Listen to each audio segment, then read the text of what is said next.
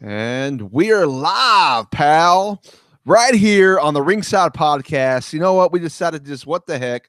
Let's just go live. Let's test this out for the first time on our YouTube channel. And with me today is our ring girl slash side piece. I don't know what you want to call it. It is Shayna. Shayna, how you doing? I'm good. I'm good. We was going to have a multiple show or multiple guests on the show today. We was going to have another guest, our Whitney McAllister, but she blackballed us today. She just up and left us. She's a mess and she needs a babysitter, and I think that's her problem. Well, technically, though, in her defense, she was trying to make it work, and we had some technical difficulties. And then because I think the technical difficulties took longer than 2 minutes, she checked out. Agreed. Agreed. She's probably sleeping. She's old. She's probably asleep by now. She's probably asleep. She did have it was Wild Whitney Wednesday, they call it. So she probably had a little bit too much to drink going Yeah, she on. went a little So too wild for this Wednesday. yeah, right, exactly. So now I don't know if anybody's going to be up and get this. We don't have many subscribers because we're new to the YouTube game, so we might not have many people joining us. But if you're joining us, watching us live, feel free to ask your questions away. We'll talk. I don't know how long this show is going to be. This is all a test. We're just going to playing with it for the first time and seeing how it goes. It's always good to play with it first, right? It is. It's the only way you know it works. Exactly.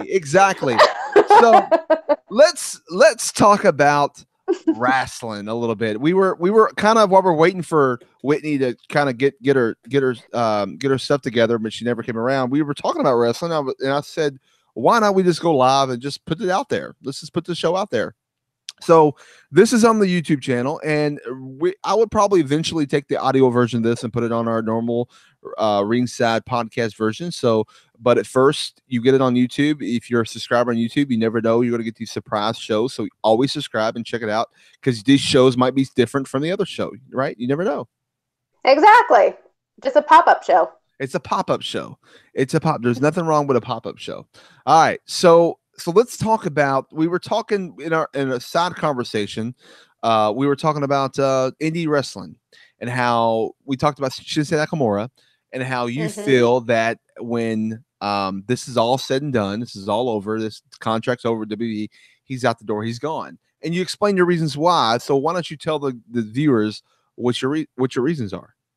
Yes, I feel like indie wrestling's making a big comeback with companies like New Japan and Ring of Honor and stuff like that. And I think guys, especially from Japan, are having a hard time. Not just guys, but I feel like Asuka's probably having a problem too. I feel like it's hard for them to assimilate, and the atmosphere is different, the feeling's different.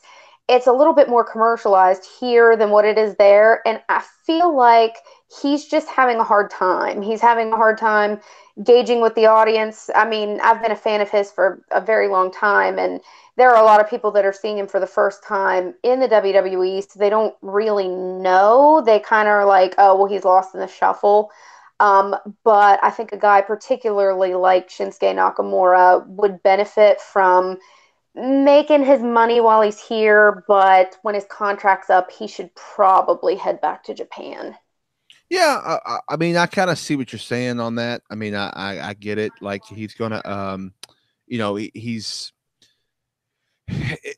it's hard when you're looking at where he's under, what he's doing right now. I mean, yeah, the U.S. title, he had a chance, he had a feud for a while with AJ for the WWE championship. So I could see where he would be like better off somewhere else. But then again, who knows? Maybe they can do something. Maybe put him on Raw and give it a fresh take too. Give him some new opponents, new things going on. Maybe that could help as well. I don't know. It's just one of those things that really the only way to find out is to just do it. And test it out and do it.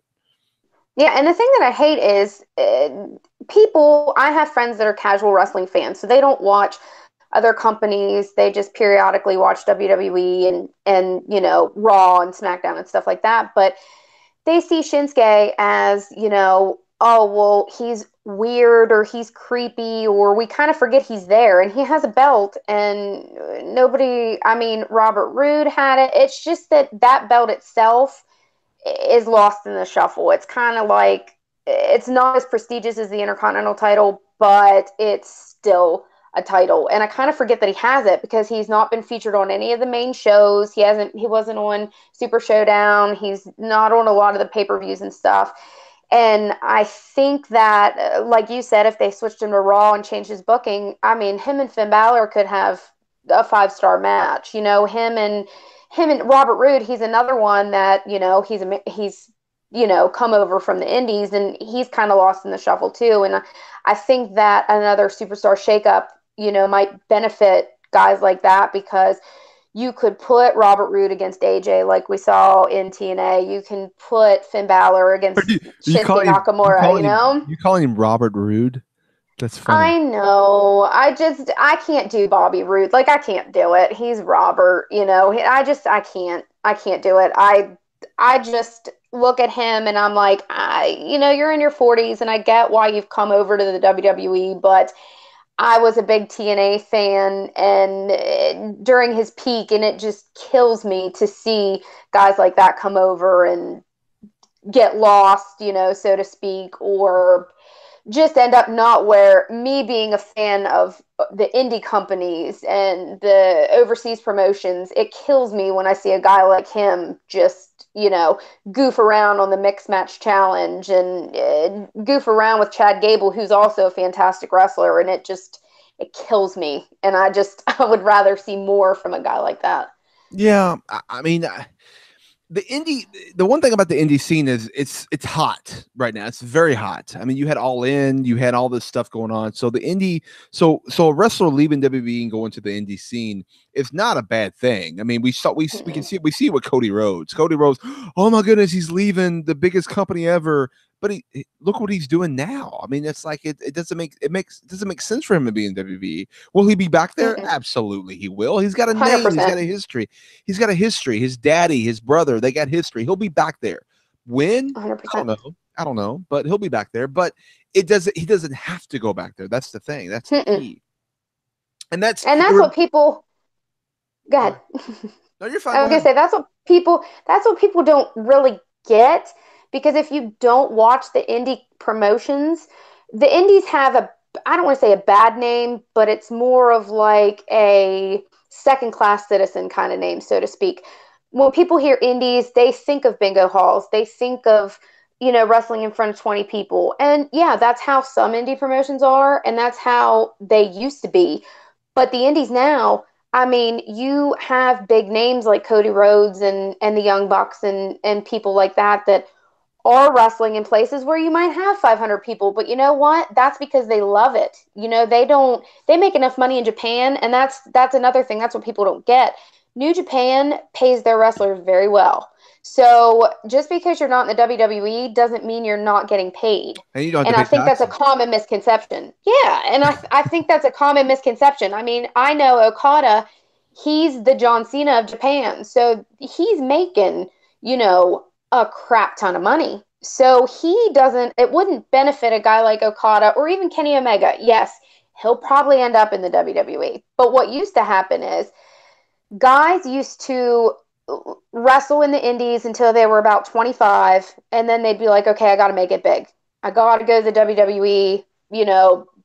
20 years ago, I got to go to WCW. I got to do what I need to do.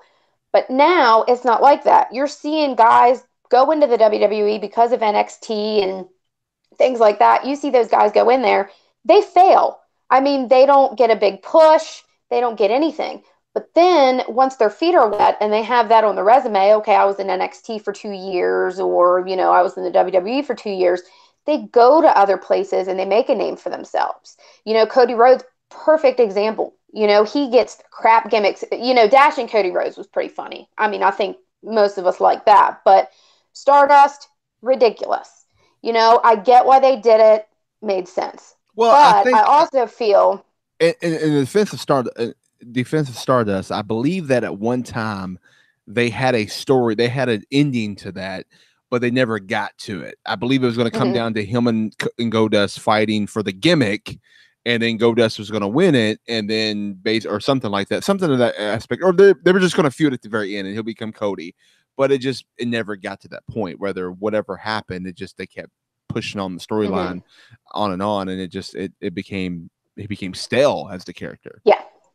Yeah, and I agree with that. And I just think that people that only watch WWE and they hear, oh my gosh, this is $1 million company, it's the number one company in the world, they don't understand the kind of money that the other companies make. I mean, WWE is the biggest wrestling company in the world, but like we were talking about before we came on here, with me being a huge fan of the indies, and I've been a wrestling fan for 30 years. So for me, it's more, I understand the passion for it. So for me, I find a lot of respect for guys that don't come over.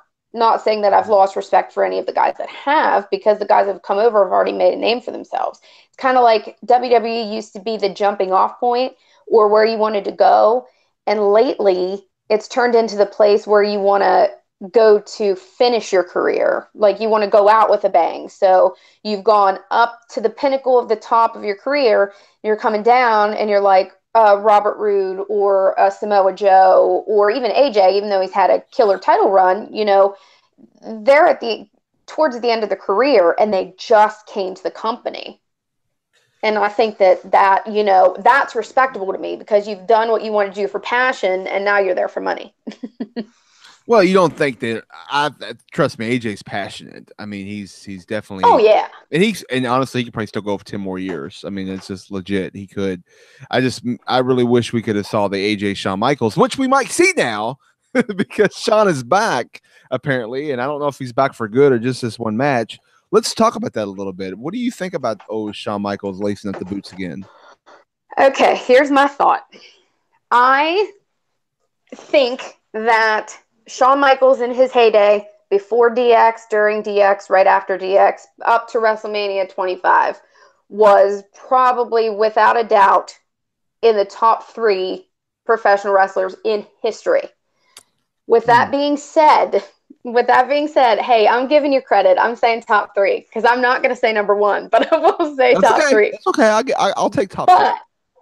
But top 3 of all time, guaranteed as far as actual ability goes. So my thought is all these people that have this idea in their head of Shawn Michaels, the showstopper, Shawn Michaels, Mr. WrestleMania, are going to probably be sorely disappointed when he can't do half the stuff he used to be able to do. Now, do I think he's going to still be able to work and like move around in the ring and everything like that? Well, yeah, because The Undertaker could until about 3 years ago. But that doesn't mean that you're going to get Mr. WrestleMania. You're not going to get Shawn Michaels that you had, 15, 20 years ago. But do you think if this Shawn that's in there now getting his feet wet again, which he knows he's in the ring almost every day in NXT, he's constantly wrestling. So it's not like he's not laced his boots up and got on the ropes before. So it's probably what's making him get the itch anyways, again, as well. But he's doing this stuff and he's having these matches in front of these big people. You don't think maybe at WrestleMania 35 in New York City, we have a Shawn Michaels versus a Daniel Bryan or an AJ Styles or a Seth Rollins or one of these big names? In my opinion, the best for Shawn Michaels would probably be AJ, Seth, or Daniel Bryan, just because they're 3 of the best workers in the company. And even though Shawn Michaels is probably the best storyteller that's ever been in, I guarantee, in our generation of wrestling, I feel like he needs somebody else, especially like a Seth. I think a Seth would be a good option, or AJ. I think he needs somebody else that has the ability to tell that story with him. And I'm not totally sure a 25-year-old feud is just going to be what he needs to tell a real story now. But since WrestleMania is in, 6 months, that's 6 months worth of build up. That's 6 months worth of, I actually think, yes, I don't want it to turn into an Undertaker John Cena thing where there's build up, but there's no actual build up. It happens in 5 minutes. I think if they book it right, then I think that even if the match is a 4 out of 10, then it still needs to be done. You know what I mean? Like, it's still people need to see Shawn Michaels versus AJ or Shawn Michaels versus Daniel Bryan. I think it needs to happen. Am I a big fan of the fact that I'll never say these guys are coming back and stealing the spotlight from the younger guys. I won't say that because guys like Shawn Michaels won't, guys like The Undertaker don't. But do I think that there's a spot on the card for other people instead of, Shawn Michaels and Triple H and Kane and The Undertaker? Yeah, I do, but I don't think that people that have been watching wrestling for 20 plus years are going to mind it necessarily, but I would like to see something else on the card. Well, the thing that upsets me when people say that is like, yes, they don't use those. You could use the other talent, or there could be a spot for them or whatnot. But here's the problem, though. Those other talent are not filling the seats. Shawn Michaels, Triple 100%. H will still fill the seats, whether they're 30 years old wrestlers or not. They fill the seats. Zack Ryder doesn't. As much as we love Woo Woo Woo, he's not filling the seats. And 100%. But I will say, I was at WrestleMania 25, and the main event for that WrestleMania was Randy Orton versus Triple H. And I was there, and I can guarantee you that a third of the arena left after their entrances. I mean, so I'm a huge Randy Orton fan. I like Randy Orton a lot. But you have to put him in there with someone different than Triple H, because you can't put two of the same type of wrestlers in there when they're those type of wrestlers. You can put two cruiserweights in there together; they're going to have a great match. Also, you got to remember they followed the greatest match of all time at that point. No one knew it was going to be that, but it turned out to be the greatest match of all time. At least in my opinion. I mean, people say Savage Steamboat or whatever, but to me, it's Austin. It's Austin. I mean, sorry, not Austin. It's Michael's Undertaker WrestleMania 25. Yes, and I tell you what, it was palpable. You could feel it during that match. I mean, there were people crying. There were 40-year-old grown men crying during that match, like near us. I still watch that match to this day and get goosebumps during the story. Mm-hmm. The only match that gives me goosebumps emotionally there is probably, believe it or not, it might even be my second match of all time because of this reason. Is Bayley Sasha at Takeover, the Brooklyn, the one they did. Yes. That right there is still, it's probably the greatest women's match of all time. I don't think anyone ever top it. And 100%. It's just the emotion, the storytelling, everything involved. Yes. And both of them this is what's great about it. All the greatest matches have a botch spot. Both of them have a botch spot. Well, and I'm a fan.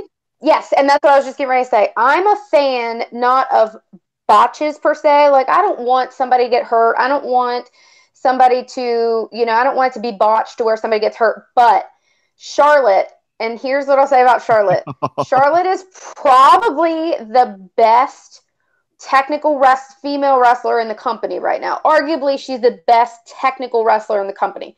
She's also the most botched wrestler in the company, I feel. Now, people can say what they want about Brie Bella. They can say what they want about her. I think it was messed up that the referee or somebody didn't stop that, the issue with Liv Morgan. I also think maybe they didn't know. So I think that was just a messed up situation. I don't necessarily blame her for that. We can't judge without knowing the full story. So Exactly. I just feel bad for Liv. I feel like she got legitimately hurt, and I don't think that it was necessarily anybody's fault. I think it was an accident. But with that being said, with Charlotte, I like it when people botch to a certain extent, because it shows that they are doing things for real. Because if you're not a wrestling fan, and Eddie, here's the perfect example of a botch that worked in someone's favor. I watch Impact, huge Impact fan. The whole issue with Eddie Edwards and Sami Callihan, that right there was a botch that happened that helped propel Sami Callihan's career. So, with that being said, I see you're laughing over there. I think that botch in itself showed people that didn't casually watch wrestling, because that was covered on TMZ. That was covered all over the internet.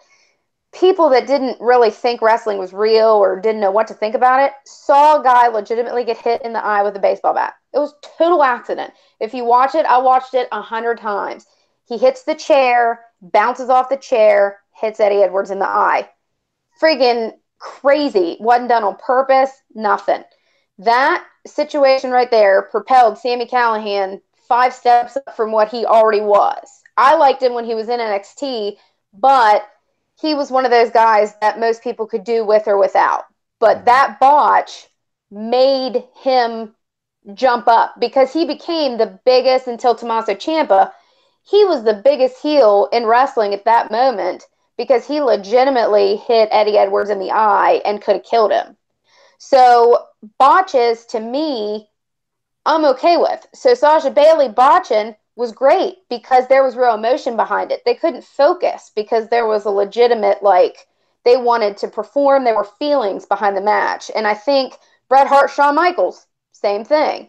You know, like, I'm Bret Hart all the way, but those two have the best matches because there's real emotion behind it. Yeah, they did. No doubt. They had some good matches. The Austin Bret Hart WrestleMania 13 match was so emotionally filled, and honestly, that might be close to being my top 2. It's so hard to pick a top. I so many I could put in the top 2 aspect where, like I said, Bailey, Sasha's right there, but the whole back with Taker and Shawn. That whole flip and the cameraman and that botch spot, it's like Taker almost died, but the emotion was so into it, or broke his neck, whatever, same thing. But Taker almost, I mean, their emotion was so into it, and it was such a good storytelling that it adds to the match rather than take away from it. It adds to it. Yes. I think if that spot would have went perfectly, the match still would have been phenomenal, but I think it would have lost that. It would have lost that feeling of, wow, this is great, you know.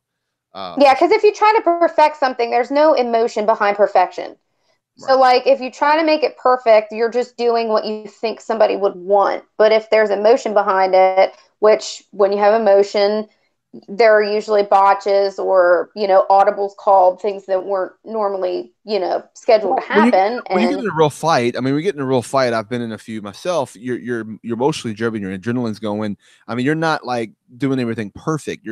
Something's gonna happen. You're gonna miss the face or whatever whatever you're doing. It's not a perfect fight. It's scrappy. It's nasty. It's dirty. It's not perfect. So there's that, and that's helps add to the realism of a match. So yeah, I'm like I said, I'm down with that.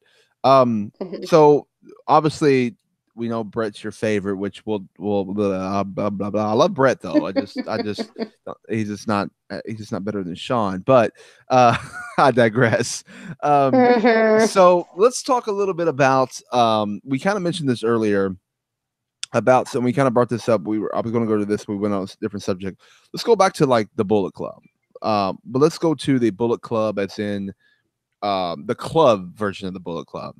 We got you got Luke Gallows and Carl Anderson, who literally are doing nothing right now. Nothing. And there's so much for them to do. But what exactly what do you think? Do you see them like after the contract's up as well, even and going back to New Japan? No.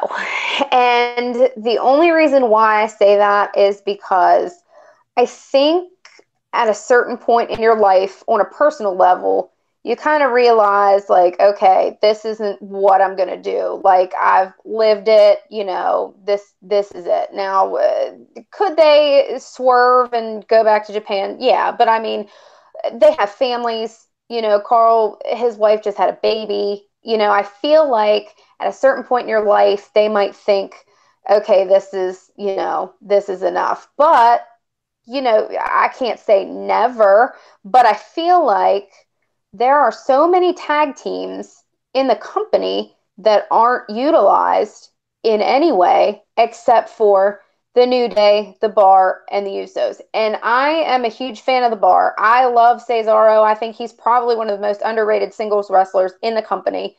He's got a 20-plus year career. I mean, he's fantastic. But I'm also not a fan of thrown together tag teams. Now, him and Sheamus have been a tag team for a couple of years, but I wasn't a big fan of it at the beginning. No, but it works great. I like it now. I mean, I do miss Tyson Kidd, but obviously that can't happen anymore. But I'm okay with him and Sheamus. But here's the thing, though. You just named something perfect. SmackDown has tag teams. You have them, then you have the club who's not shown on TV, and then you also have the what do you call them? The colognes? Is that what they call them now? They collar? were gone for a year. Little side rant. They were gone for a whole entire year because one of them got hurt and then I think the other one did. I can't remember. But they were gone for a whole entire year. And I remember even as close as 5 years ago, when a team was gone for a while because somebody was hurt or whatever, they used to do little vignettes welcoming people back, and you would know that they were coming back. And they're synonymous with professional wrestling. I mean, they're a professional wrestling family. So I think that they could have been brought back in a better way as far as promos or something, letting people know they came back, but they brought him back like a bunch of local jobbers. Like they brought him in to stand in the ring and they didn't get ring music and they didn't get an introduction.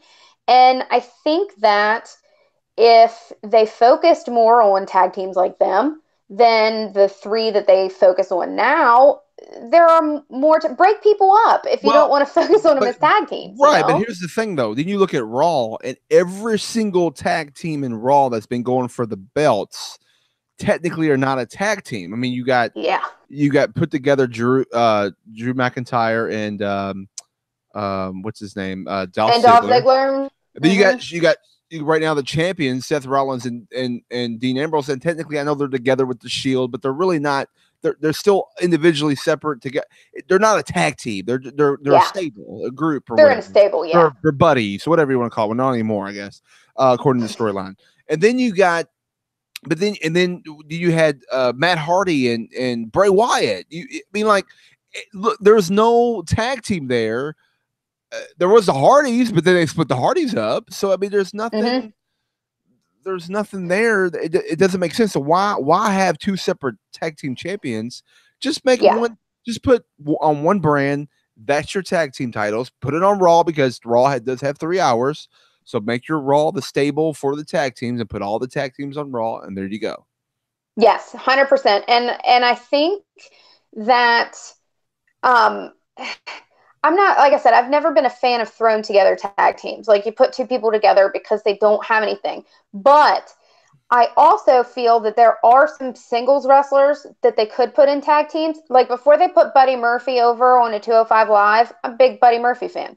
I wasn't a fan of him, with Blake in NXT because I don't think he's the best. But I always liked Murphy. I felt like he had something. I would like to see him with a guy like Kurt Hawkins. I would like to see Hawkins and Ryder back together.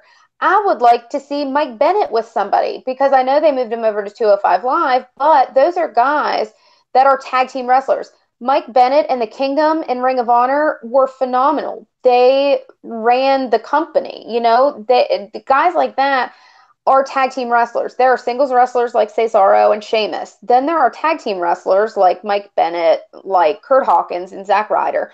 Yes, they have their, Zack Ryder was IC champion. He won it in a ladder match at WrestleMania, he had his moment. I like guys like that, and I hate that they're stuck on superstars and you just don't see them. So instead of focusing on the 4 tag teams in 2 different shows, kind of put things together that make sense. Robert Roode and now I totally lost his name. Jason Jordan, or not Jason Jordan, Chad Gable. That's super weird to me. That doesn't make any sense. Yeah, so does Shelton Benjamin with him too. It was weird, but like it's and that's the other thing. Like Shelton Benjamin should be a singles guy. He shouldn't be in a tag team. It should be It's and you look on Raw. You look on Raw, and you got I forgot about the B team. You get the B team, which is great. I love the B team. I like them. Me too. But they don't work for Raw. Nobody else is there, so it's like it doesn't make any sense. You had what do you call it? Fandango and Tyler Breeze. But and I was a fan of that, but of course, Fandango's injured, so I get, but they're using Breeze, but they're using him as a jobber, so to speak. But I mean, and it's the same way with Luke Harper on SmackDown. I am probably the biggest Luke Harper fan that you will ever see, and it kills me that he is not a singles wrestler. He already had the IC title. It just kills me because Eric Rowan's probably going to be out past WrestleMania. So you got an incredible talent that killed the indies, And you have him doing nothing. He went back to NXT for like 2 shows, and that was it. He did 2 live events for NXT. And the same thing with like Tyler Breeze and Ty Dillinger and guys like that. Maybe these people are being brought up too fast. I mean, Ty Dillinger, he was brought up for what? For nothing. But he was featured like every week on Well, yeah, but he's NXT, been and wrestling for 20 years too. and So and I think that's a big part of it. I think some of these guys are okay with it because they're like Samoa Joe. I'm glad he got this, thing going with AJ that he had. Because Joe, he said in an interview, he wanted to train people and he wanted to work for NXT. That's what he wanted to do when he retired. He wanted to be a trainer there. And I think some of these guys coming in, we see it from a fan aspect, so it's disappointing. But some of these guys might be under total understanding that they're brought in, ironically enough, as talent to just get other people on television or to and just and get other and I'm people out there. and that's an okay thing if that's your role, because everybody has a role in just like look at a football team. Everybody has not everybody can be the quarterback. Everybody's got to be something different, and so that is okay if you have certain people that are the face, the quarterback, or this person, whatever, and then you have other roles to play those other parts. They're supposed to do that as long as they're accepting of those roles. Now, is there a chance for next man up, move up, change things around? Absolutely, there always is. And we as fans, we want a certain thing. I think we look, if the internet was around in say the mid 90s, I don't think we would have had the whole NWO kind of thing that happened. I think we would have, the fans Yeah. would have runt it. The fans would have runt the NWO. The fans would have they would have exposed all that and made all, it just wouldn't have happened. So it's, they need, the WWE does listen to the fans, but I think they listen to it the way they've always listened to it, not the way that we Mm-hmm. think they are. We think they should listen to us because we're arguing on the internet with hashtag blah blah blah, but they're not. They're listening to it the way they've always have. And Mm-hmm. talk about Roman Reigns. God bless Roman. Those of you going to listen to the show coming up this week going to understand. It's very emotional when we started the show talking about Roman Reigns, but with Roman Reigns, it's like, you know, people don't want him to be they don't want to be the company. They don't want to be the face. They want to boo him every time he's on TV. They don't like it. They feel like he's thrown down your throat. And I get that. But here's the thing about Roman. It's only on TV to hear him booed. You go to live events, all the house shows, all the people, he's cheered. There's not a boo in sight. People love Mm-hmm. Roman. And he's got a good character. I personally just didn't like his Superman move because I think you're supposed to have an open hand in wrestling, period, not a punch. So it kind of Yeah. doesn't make sense. It goes back to the old school. And I just think he just needs something else. Do a power bomb, do something else. But that was my only take on it. Other than that, I got used to his character. He got better on the mic.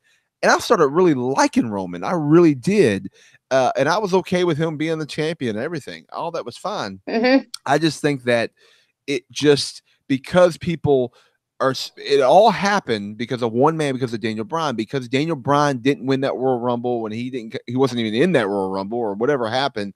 All of a sudden, Roman Reigns was the biggest heel ever, and it wasn't really at him. They were starting to boo.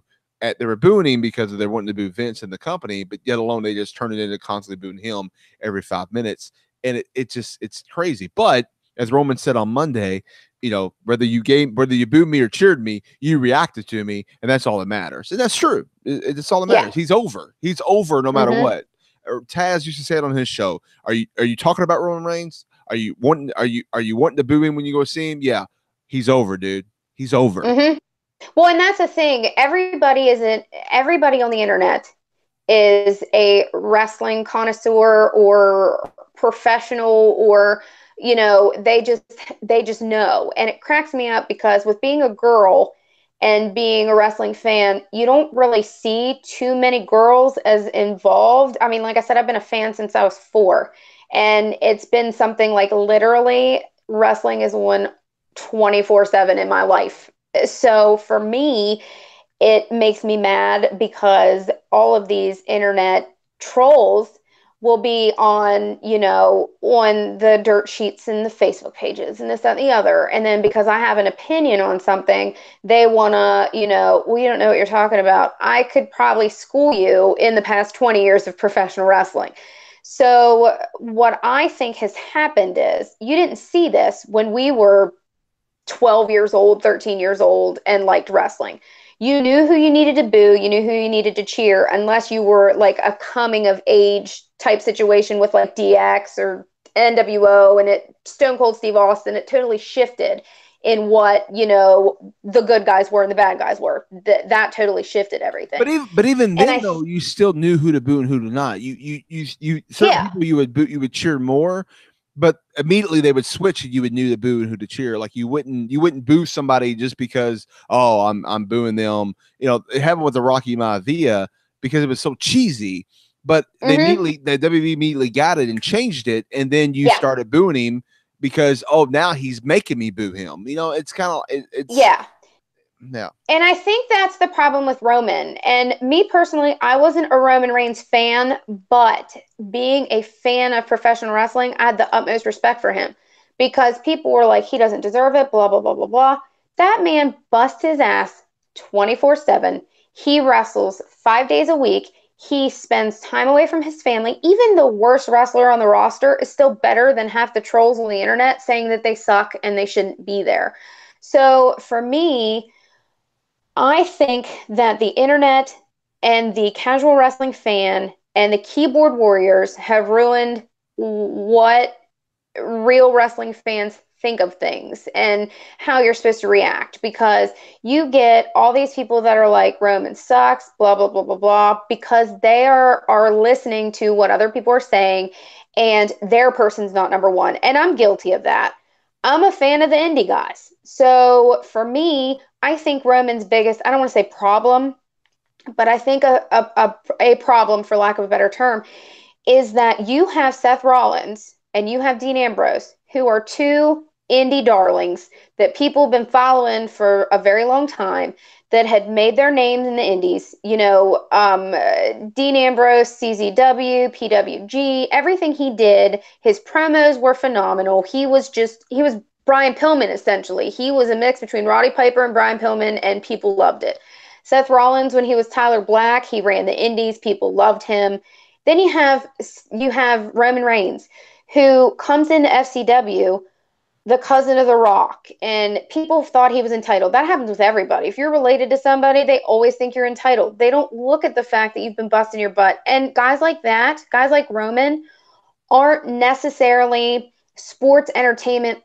They're sports entertainment. They're not professional wrestling. And I think that's what people don't get. If you're a professional wrestling fan, sometimes you don't like the entertainment side and vice versa. So you're going to get people that aren't going to like Roman because they're like, oh my God, Tyler Black. And they're the ones that name drop the indie names. So they're not going to call Seth Rollins Seth Rollins. They're going to be like, oh, well, you think he's good as Seth Rollins. You should have seen him as Tyler Black. Or, oh, you think that he's good as Dean Ambrose. You should have seen him as, you know, John Moxley. You know, people aren't. Seth Rollins and Dean Ambrose have that indie name. And with it being 2018 and the internet, that's what people like. So with Roman Reigns not having that, it looked like he was entitled because of his family and everything like that. So I think a lot of the trolls kind of ruined what real wrestling fans might have thought of Roman just because of stuff like that. Yeah, and it's one of those things too that, like you're saying, I mean, he's, you know, I go to a lot of indie shows. I know you do too, and I've seen, and of course, I work indie shows as a referee, and then I go to WWE shows. I go in the live events or the TV events. The worst wrestler on WWE's roster, period, the worst ever, is 10 times better than the best indie wrestler in some of these places you go to, and 100%. And the reason why not everybody in the indies is getting their shot because they're not that good. You have to be good. That's why they're the best of the best. Yeah, there are people in Impacts, there are people in New Japan's, there are people that were at All In. Like everybody all of them could be in the WWE, absolutely. But they're the best of the indies. They're like the best of the best. That's why they were there. They didn't get anybody down from the bingo hall down the street. You had to be like legit top name drawing to be at even all in. So it's one of those things that, you know, you see this stuff you see these wrestlers and you're like, how can when they chant you can't wrestle to Roman or whoever? It's like, what do you mean you can't wrestle? He's one of the best workers they've got, period, let alone, you know, better than any half of the indies out there. But But as far as even on their own roster, he's one of the best workers they got. You just don't Well, like him because the company's wanting to make tells you you can't because you think the company's telling you you have to like him, and that's why you don't want to. That's why you want to boo. You want to be cool. You think it's cool to boo Roman. yeah, and it's like I said, it goes back to marks and smarks. Marks have a bad name, and I They don't think do. it's I hate them. necessarily. Yes, and there's a difference between a mark and a smark. I'm the kind of person, we've had this conversation before. I am a huge UK wrestling promotion fan. What I'm afraid of is the smarks coming out, because you're going to have these guys that are like, "Oh my god, did you see?" Now granted, age is a huge factor too. I'm not going to ever say somebody that's 17 that says Tyler Bate versus Pete Dunne is the best UK match they've ever seen in the WWE.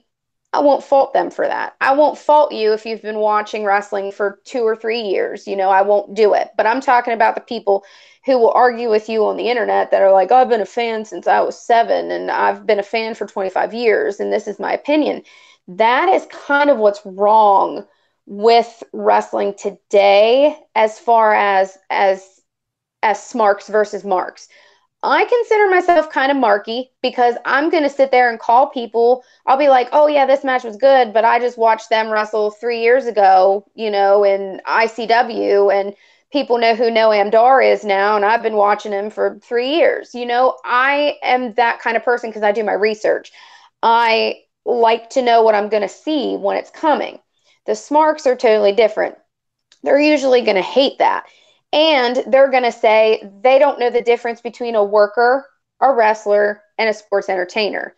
And that's the problem. When we were growing up, it was all wrestling until World Wrestling Entertainment happened, and then it became an entertainment kind of thing. That's why I preferred WCW over WWF, because I'm Well, a wrestling fan. it became sports entertainment when Vince McMahon came on the company. He came out there after the Bret Hart thing and said, "We are sports entertainment," or actually it was right before Yeah. that, and blah blah blah. So that's when it became, we are sports entertainers. These are superstars, not wrestlers. You Mm-hmm. don't call them wrestlers; they're superstars.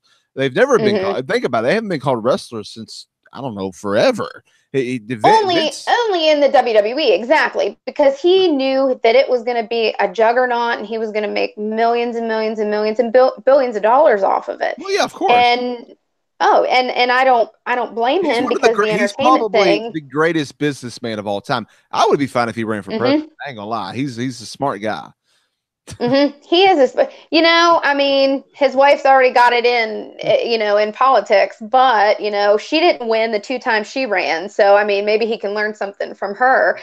But I was just joking. I I think that the internet really has changed things. It's made it good and it's made it bad, because you know when we were younger, even 10 years ago, we'll go even far back as 10 years ago, you couldn't really watch much indies on the internet. You would have to buy DVDs. Like, I have so many FIP DVDs, and just AJ Styles back in 2001 and before TNA, and all kinds of DVDs and stuff that I have.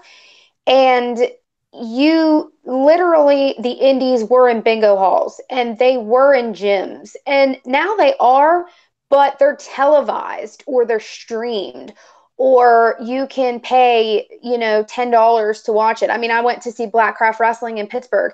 It was their first ever event.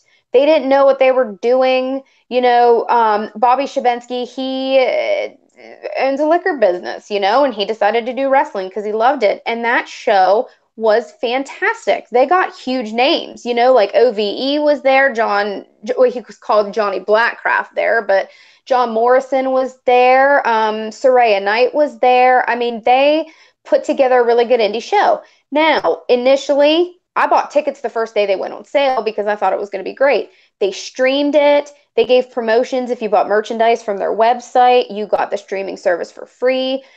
You used to not be able to do that. I mean, you would only be able to see indie wrestling if you went to the shows. Nobody was streaming it from the bingo halls or the True. gyms or whatever. And now you have New Japan, you have Ring of Honor, you have Progress, you have all the UK promotions. I pay a small fortune every month for those. And you can pay to watch anything you want now. And I think wrestling fans in general are smarter than they used to be. But just because you're smarter doesn't mean you actually know more, if that makes sense. It just means you see more. It doesn't mean you understand it more. It's true. I mean, I see your point there for sure. You know, one cool thing, I don't think I've shared this yet on the show, but with you brought up Christopher Daniels. The first time I ever saw Christopher Daniels, actually the only time I ever saw him live, was in Chicago in 1999 or 98. He was wrestling an organization called, I think it was called Mid City or Windy City Championship Wrestling. I don't know. I don't think the organization exists anymore, but it was like a little bitty gym we went to and saw him. And low key, and Christopher Daniels was on the card. And my buddies were like, well, my cousin and his buddies were like, this these guys are awesome, blah blah blah. And Christopher Daniels kind of was the heel. He came up to me. He made like a David Letterman comment to me because I have a gap. And I remember like getting in his face, yelling back. I was like, "Oh, that guy's good. He's going to be something." Well, sure enough, he's on NWA TNA, and turns out to be on TNA Impact, whatever. And so the first time I ever saw him live was in Chicago, and then the last time and the only other time I saw him live was in Chicago at All In. So of course then I got to meet him in All In and all that stuff. So it's kind of like a full circle there of his career. So it's kind of neat because that was at the beginning of his career, and this is kind of at the end of his career, pretty much. Mm-hmm. So it's kind of a cool little full circle. And I wanted to kind of share that with him, but at the same time I was like, whatever, let it be. See, Maybe. and that's how I was with Ming. Whenever I saw Haku, Ming, whatever you want to call him, when I saw him at All In, I never really like had a mark out moment. I met Samoa Joe. I didn't have an issue with him. I met him a few years ago. Like I never really had a mark out moment, but my first one, and I couldn't even go talk to him because I was so just when I was a kid, like Ming and the Barbarian were and it's funny because not a lot of people probably even know who they are. But with being a WCW fan, they were like my number one tag team growing up. And when I saw him and when I see what his sons are doing, Tama Tonga and Tonga Loa, I mean, it's amazing to me because he was a heel and he never talked. I mean, I can't even remember him ever really talking. But for me, that was my kind of full circle moment. Like I've seen this person wrestle for 30, I've seen him for 25 years, 30 years, and I'm only 34 and I've watched wrestling since I was a child. I mean, I remember distinctively watching it, and for me that was my full circle moment. And it's funny because my friend Chrissy that was there, she knew that I was like freaking out. So she took a picture of him for me and she got in trouble because Tama Tonga about came over the table. But it was funny because for me, I was like, I've seen this guy for 30 years and he's standing right in front of me. And for me, it was just, I mean, I didn't even have to talk to him. It was enough just to be there and know the history that he had. And it was pretty cool for me. Yeah, that's awesome. That's awesome. Like I said, I wanted to maybe one day I'll share. We'll get Christopher Daniels on the show, and I'll share that story with him. But I just feel like that wasn't the right time. I just took my picture, got a liner for the podcast, and let it be. Which will eventually air that liner one day. Yeah. So it's I'm looking at the time frame. I mean, it's getting kind of late. I know this is kind of a pop up show, but I just kind of wanted to try something different. We might as well kill the time and do something out of it instead of just sitting there waiting on Whitney to show up. So Whitney, you missed Whitney, out. you missed it, sweetheart. You missed it. You missed it. It's okay though. It's okay. We're gonna make her do a show. A show for us tomorrow, but we'll make her do another show like live when they pop up. We'll make her do it and say, "Hey, fans were wanting it. You missed out. We need you here." Yes. So.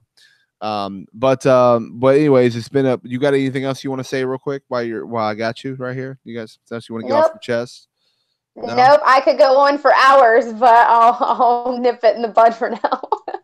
We'll slow it down. We'll come back. We'll do this again, another pop-up live show. So, but thanks for checking us out, guys. I know we hardly had any live viewers, but that doesn't mean people are going to watch it later. It's going to be available to post it.